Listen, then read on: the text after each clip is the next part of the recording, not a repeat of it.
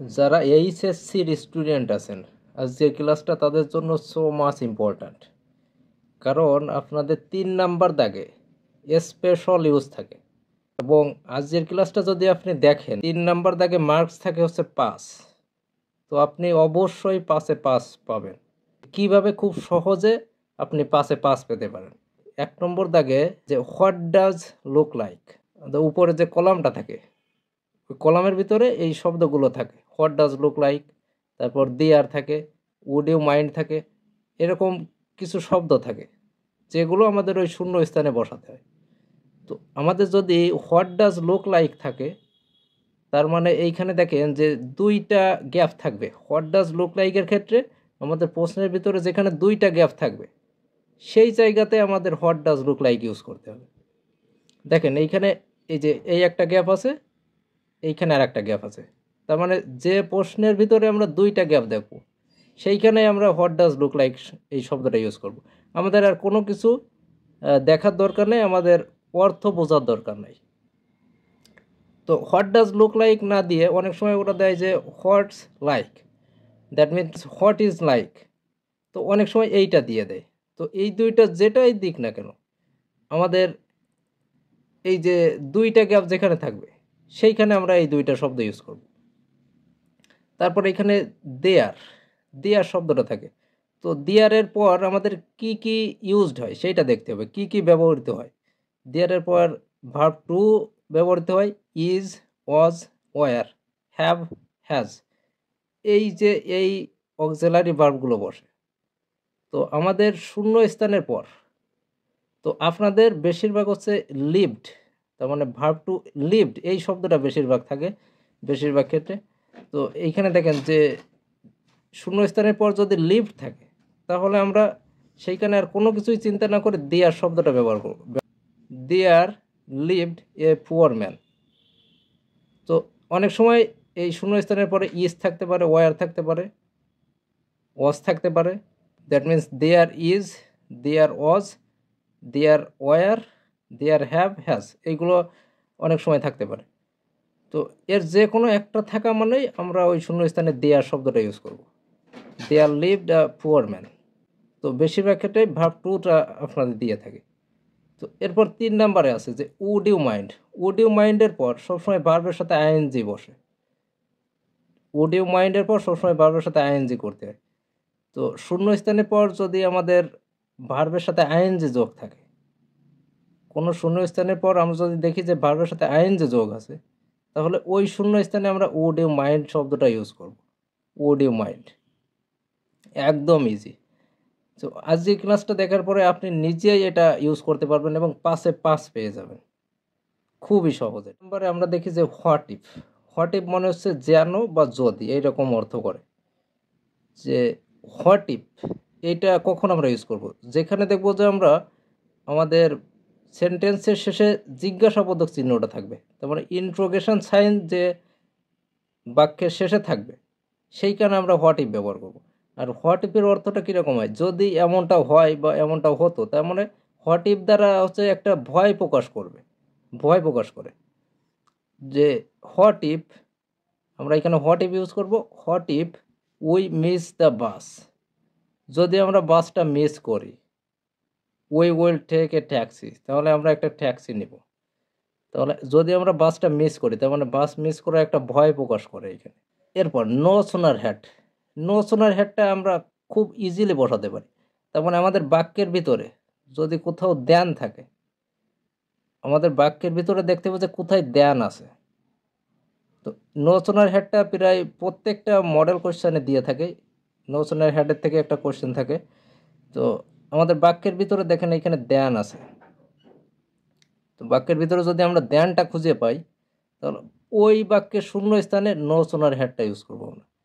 যে no sooner had they saw the teacher then they stood up, যেই মাত্র তারা শিক্ষককে দেখলো সেই মাত্র তারা উঠে দাঁড়ালো।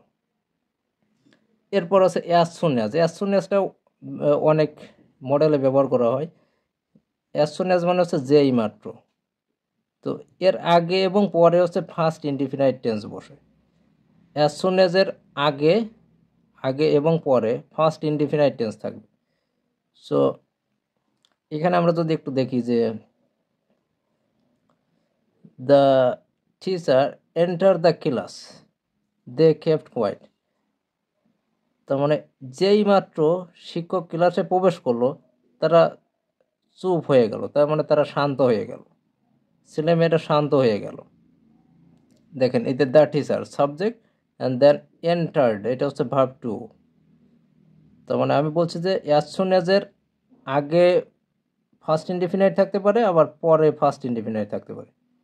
তার মানে অ্যাজ সুন অ্যাজ এর এইখানে পরে ফার্স্ট ইনডিফিনাইট আছে, তার মানে আমাদের শূন্যস্থানে পরে ফার্স্ট ইনডিফিনাইট আছে। দ্যাট মিনস আমরা এখানে অ্যাজ সুন অ্যাজ শব্দটা ব্যবহার করতে পারি, যেই মাত্র।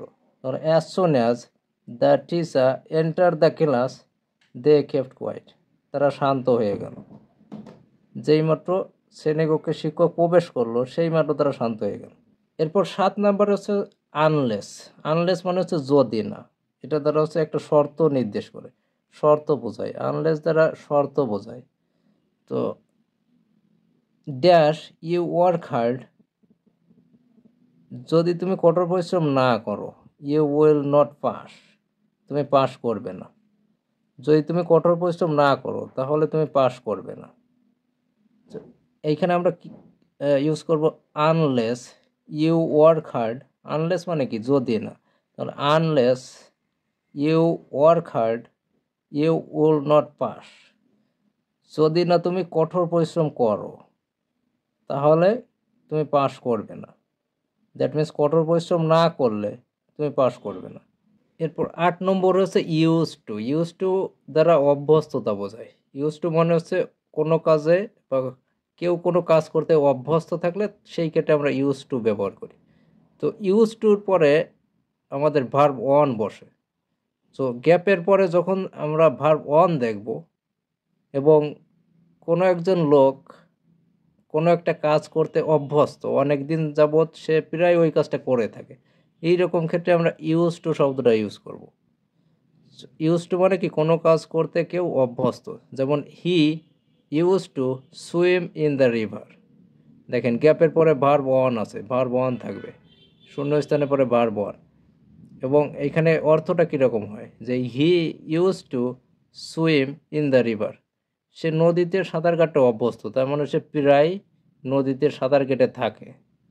যেমন I use to take tea, আমি চা খেতে অভ্যস্ত, দ্যাট মিনস আমি প্রায় চা খেয়ে থাকি। তো কেউ কোনো একটা কাজ প্রায় করে থাকে, এরকম ক্ষেত্রে সে সেই কাজে অভ্যস্ত হয়ে থাকে। সো আমরা এই ধরনের বাক্যের ক্ষেত্রে ইউজ টু শব্দটা ব্যবহার করব। এরপর 9 নম্বরে হচ্ছে হ্যাভ টু এবং হ্যাজ টু।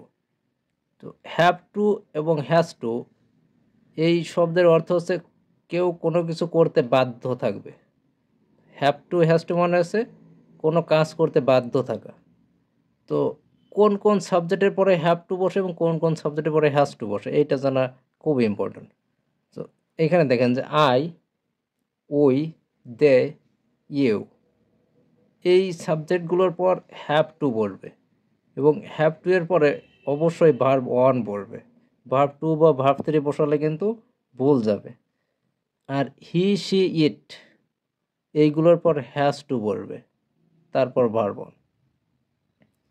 তাহলে আমরা এখানে এক্সাম্পল দেখি যে টুডে ইজ মাই এক্সাম, আজকে আমার পরীক্ষা। So I dash go to school, so আমাকে অবশ্যই স্কুলে যেতে হবে, যেহেতু আজকে আমার পরীক্ষা। সো আমাকে অবশ্যই স্কুলে যেতে হবে, দ্যাট মিনস আমি স্কুলে যেতে বাধ্য। তো এই রকম ক্ষেত্রে have to has to used হবে। হ্যাভ টু হ্যাজ টু ব্যবহার করতে হবে যে আই হ্যাভ টু, যেহেতু আয়ের পরে কি বসে হ্যাভ টু, তাহলে I have to go to college. Today is my exam, I have to go to college. যেহেতু আজকে আমার পরীক্ষা, সো আমি আজকে কলেজে যেতে বাধ্য, আমাকে কলেজে যেতেই হবে, কোনো কিছু করতে বাধ্য থাকা, সেরকম ক্ষেত্রে হ্যাভ টু এবং হ্যাজ টু ব্যবহার করতে হবে। 10 নম্বর হচ্ছে অ্যাজ ইফ এবং অ্যাজ দো। সো এই অ্যাজ ইফ এবং অ্যাজ দো এর ব্যবহারটা আমাদের রাইট ফর্ম অফ ভার্বসের মধ্যেও থাকে এবং কমপ্লিটিং সেন্টেন্স, একাধারে স্পেশাল ইউজের মধ্যেও আমরা দেখতে পাচ্ছি এটা। সো এইটা কিন্তু তিনটা পার্টেই আমরা পেয়ে যাই। তো এক এক জায়গা থেকে শিখলে দেখেন তিন জায়গায় আমাদের কাজে লেগে যাচ্ছে।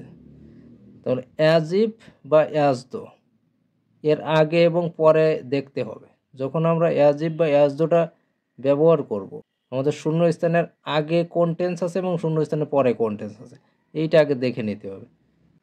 শূন্যস্থানের আগে পরে দেখে আমরা অ্যাজ ইফ এবং অ্যাজ দো শব্দটা ইউজ করব।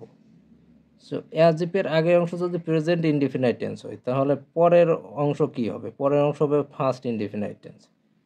So as if as though এর আগের অংশ যদি ফার্স্ট ইনডিফিনাইট টেন্সে থাকে, তাহলে তার পরের অংশ থাকবে হচ্ছে ফার্স্ট পারফেক্ট টেন্সে।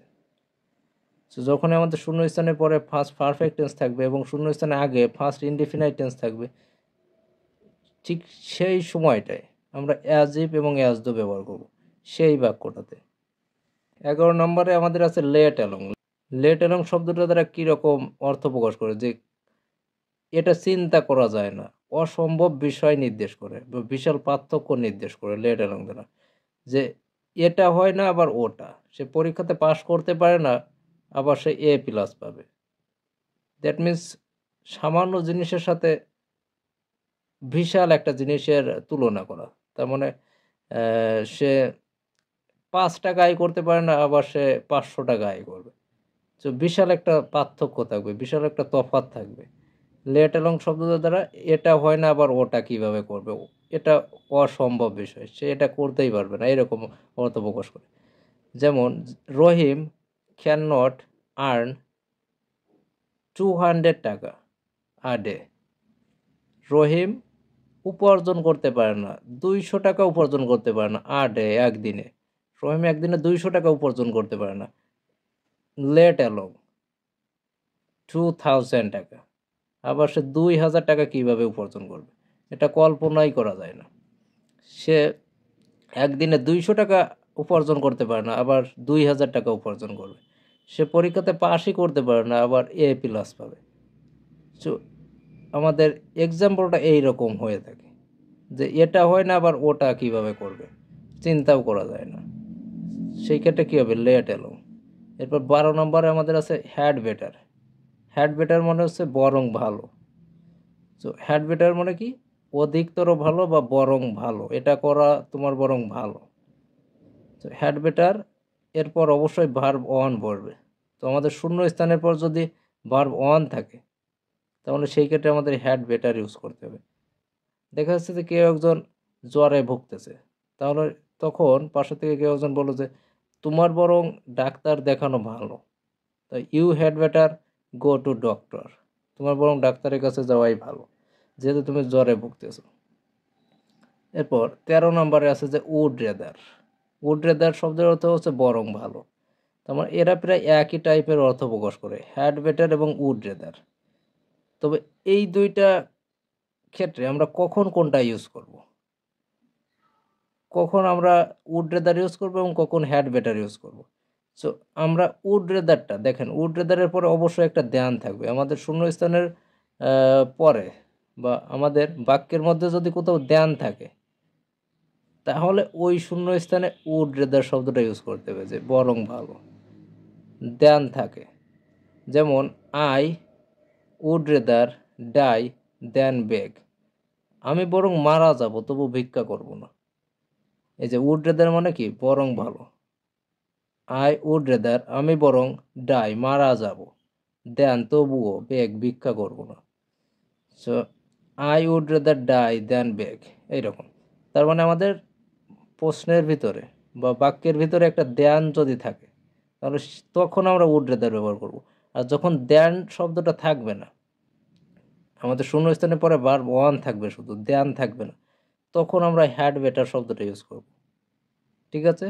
তাহলে এরপর আমাদের 14 নাম্বার হচ্ছে ওয়াজ বর্ন। এটা অবশ্যই থাকবে। ওয়াজ বর্নটা অনেক সময় এখানে বি বর্ন থাকে। তো যদি আমাদের ওই কলামের ভিতরে, উপরে কলামের ভিতরে যদি বি বর্ন দেওয়া থাকে, তাহলে তখন আমরা বি বর্ন দেওয়া থাকলে তখন আমরা ওয়াজ বর্ন লিখব। শূন্যস্থানে কি লিখব? Was born. তাহলে অসবর্ন মানে হচ্ছে জন্মগ্রহণ করা, তার মানে কোনো ব্যক্তির নাম থাকতে পারে। অসবর্ন যেখানে ব্যবহার করতে পারে সেই বাক্যে অনেক সময় কোনো ব্যক্তির নাম থাকতে পারে, কোনো বিখ্যাত ব্যক্তির কোনো বিশেষ স্থান থাকতে পারে, অথবা সময়, এইগুলোর উল্লেখ থাকতে পারে। যেমন হি ওয়াজ বর্ন অন 25 মে 2020। তার মানে সে কত সালে 2020 সালের 25 মেতে কি করেছিল, জন্মগ্রহণ করেছিল। তাহলে হি ওয়াজ বর্ন অন 25 মে 2020। তাহলে যখন এখানে বি বর্ন থাকবে তখন আমরা কি লিখবো, বি থেকে কি লিখবো, was born. He was born on 25 মে 2020। দেখলাম 14টা শব্দের ব্যবহার দেখলাম। এই 14টা জানলেই এনাফ। ঠিক আছে, এই 14টা জানলে আপনি 5-এ 5 পেয়ে যাবেন। এটা আপনার জন্য সো মাচ ইম্পর্ট্যান্ট। ক্লাসটি ভালো লাগলে অবশ্যই লাইক করবেন এবং ফ্রেন্ডদের মাঝে শেয়ার করবেন। আর ইংলিশ শেখার জন্য চ্যানেলটা সাবস্ক্রাইব করে পাশে থাকা বেল বাটনটা অন করে দিবেন। যারা দুর্বল স্টুডেন্ট আছেন তাদের জন্য আরও অনেক ভিডিও দেওয়া হবে। সো অবশ্যই চ্যানেলটা সাবস্ক্রাইব করে পাশে থাকা বেল বাটনটা অন করে দিবেন।